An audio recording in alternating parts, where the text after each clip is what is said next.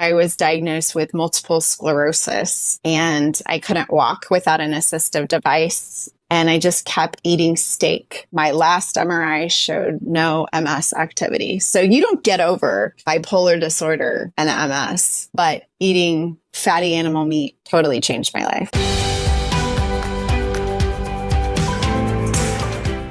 I had debilitating mental illness. I had bipolar disorder that had turned into rapid cycling. So I was doing well whenever I had 3 days out of the week that I could function. But then when it turned into rapid cycling, I could no longer practice. And my brother reached out to me, told me about you. And I started the carnivore diet February of 2019. And I went straight from standard American diet, donuts, pizzas, soda, ramen noodles, to ribeyes, burgers.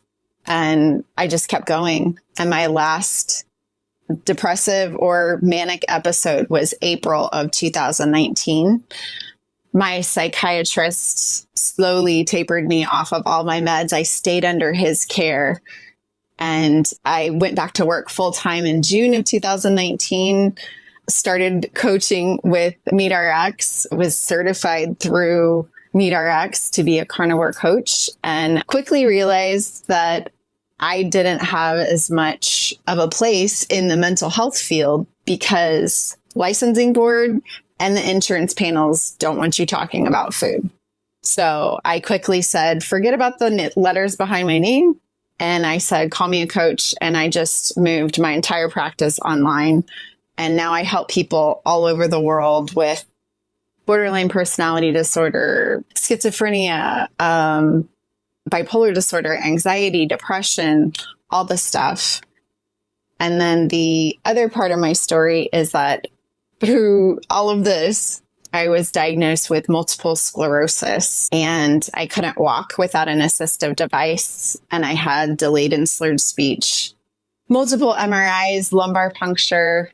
And I had this knowing and all of this information from you and many doctors. And I just kept eating steak.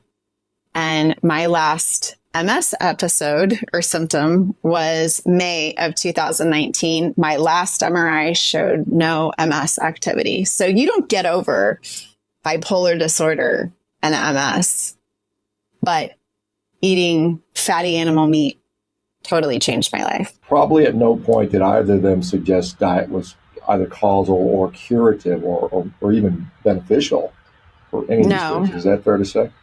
Yes. And actually the neurologist, as soon as I told him what I was doing and what I was eating, he referred me to a nutritionist because he said I had an imbalanced diet. Yeah. And he referred me to a nutritionist. I never followed up, never went to the appointment, but he didn't want to know anything about what I was eating or what I was doing. He was just concerned about me getting on the medication. Yeah, my very first MRI was in March. And then the next MRI was a month later. And the neurologist even said, there's a 50% reduction of your lesion. And then the next one, every subsequent MRI, it showed either a reduction or now it shows no MS activity. I don't play around. I'm not like, oh, it's like my birthday or it's Christmas or it's blah, blah, blah, or it's St. Patrick's Day. Like I literally eat a steak or a burger. Now we have people like Chris Palmer, George E. and some of these others that are they're seeing this whole metabolic mental health therapy that I guess they're talking about that's becoming more popular. But we've been talking and addressing this stuff for quite a while now. So it's good to see that. They've actually been like a bully, very negative in saying that I will end up in a wheelchair and that it's reckless that I am not taking their medication. And I reached out to Michaela Peterson after one of my appointments. And I was in the parking lot just like crying because of what the neurologist said to me. And I sent her a message and I was like, Michaela, I know you can't give advice or anything, but am I being reckless with my health? And she said, Emily, you have no symptoms. No, you're not being reckless. Just follow your inner guidance, your inner knowing, and keep going. And I kept doing that regardless of the bleak outlook that the neurologist gave me, saying that I was going to be in a wheelchair. And who knows? It's been 5 years. Who knows? Still the same thing. Hey, you've been 3 years symptom free, and yet you're going to be in a wheelchair if you don't take. Yep. Honestly, I really enjoy feeling good, and I enjoy the food freedom, because before I was an addict with sugar and with processed food. I had to eat every 2 to 4 hours, and I was constantly obsessing about my next meal, and experiencing this food freedom where it's just bliss.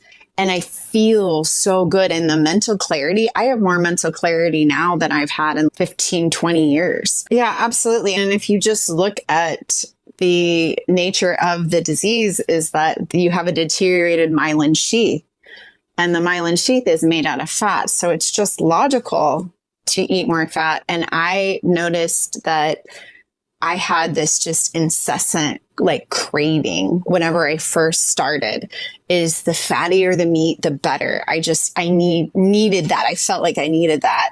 And so I just followed that intuition to eat more fat. And I noticed that whenever I would just not pay attention and I would eat some lean meat, I just didn't feel as good. And so then I always just more towards the fatty meat. And I didn't mean to, but I lost 120 pounds. And so that was also something that really shocked me, was the amount of high fat that I ate. And I still lost 120 pounds. What happened was I did a before and after picture sometime in 2019. And I sent it to you and I said, thank you for saving my life. And I had all of my symptoms before and after. And I had already lost the weight by then. I'm 5'8". I was 260 pounds. And now I got down to 130. Now I'm very comfortable at 140. For me, the mental relief was the biggest thing for me, because I had been so severely mentally ill for 40 years. And so it was just all a different shade of dark my whole first 40 years. And then I think it was, I want to say about a month, 2 months in, I experienced a glimpse of hope.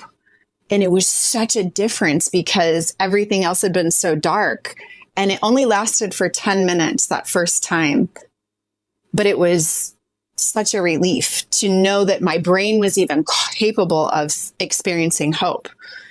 And then the next day it was 15 minutes. And then it just got to be more, until now I can't have a bad day. I could have a flat tire, an argument with my spouse. I could have anything happen to me, and I just have this baseline of joy.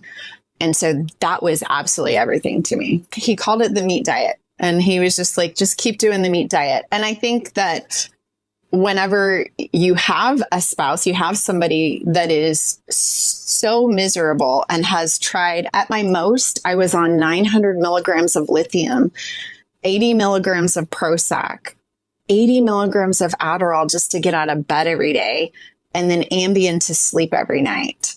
So we had already thrown the kitchen sink at all of this. And so he was just like, yeah, do whatever you got. Take your best shot. I felt like they were just trying anything and everything to give me any morsel of relief. And I just had none. I just couldn't survive. I was so miserable day in and day out. I remember many sessions I had with my therapist where I wouldn't even talk the whole session. I would just sit there and sob. I couldn't even form words. I was just not able to function.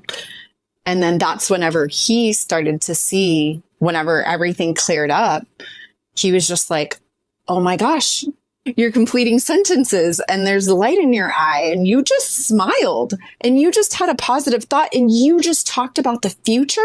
This is a completely different person. Like, I literally transformed in front of my therapist's eyes, and he'd been working with me for 8 years. Cold turkey. Like I said, I was eating ramen noodles and donuts and pizza and all the things. And then February 24th of 2019, I ate only animal meat. So I allowed myself chicken wings, bacon, breakfast sausage, fatty pork butt, salmon, shrimp, crawfish, all the things, anything that was animal meat. I don't know why, but I never included dairy or eggs. Just became this experiment for me. And I wanted as clean of an experiment as possible.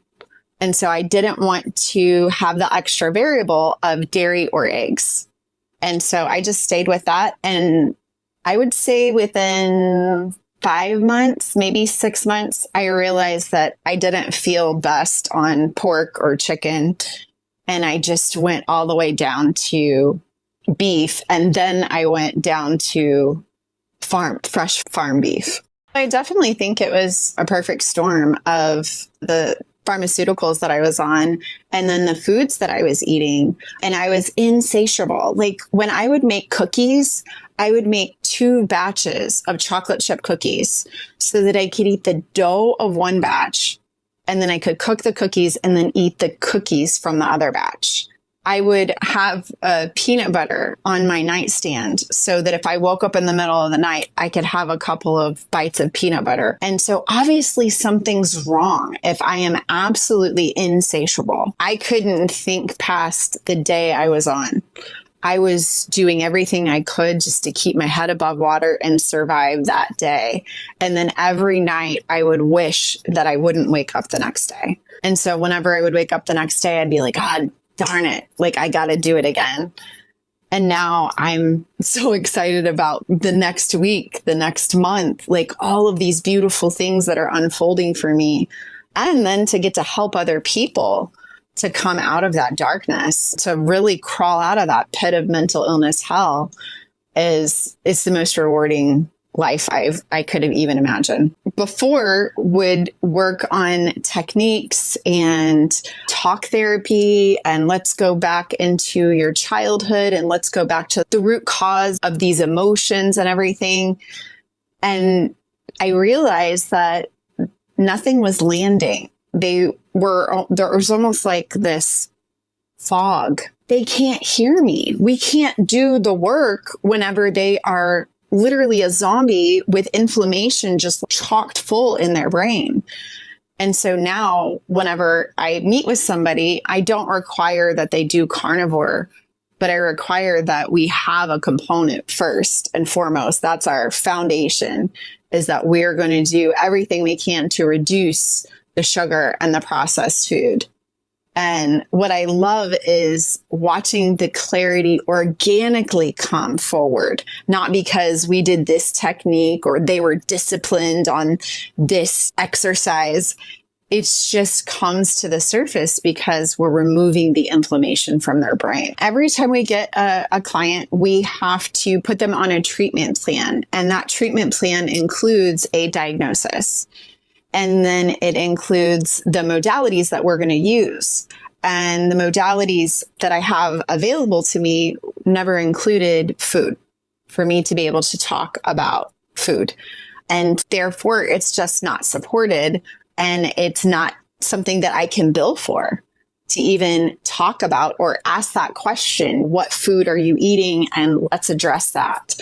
And I was in private practice, but I wasn't the supervisor. So I had to adapt to what they wanted me to do.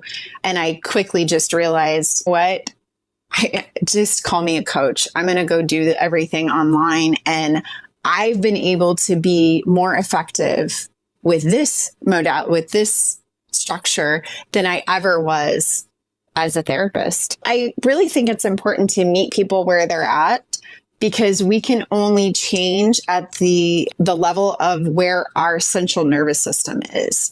And so if their central nervous system is sitting there saying, I'm going to die if I eat this way, I'm going to die if I eat this way, like, we don't have to start there. We don't have to jump in the deep end. And so what I start everyone off is 3 food lists. And 1 food list is all the foods that you're just like, you know what? I'm really good with these foods. These foods are not causing me a problem. And then we have the safety net list in the middle. So I do it like a traffic light. So the green list, ironically, is all of the foods that are good, that are a go. And then the yellow is the safety net list. And those are foods that like, they're your go-to for convenience or when you're having a bad day. And so it might be foods that aren't best for you, but they're not going to derail you. And then we have the red list of the foods that we know we're not going to touch. That's the Doritos and the ramen noodles and the things like that, that we know that they're going to derail you. We just do an experiment.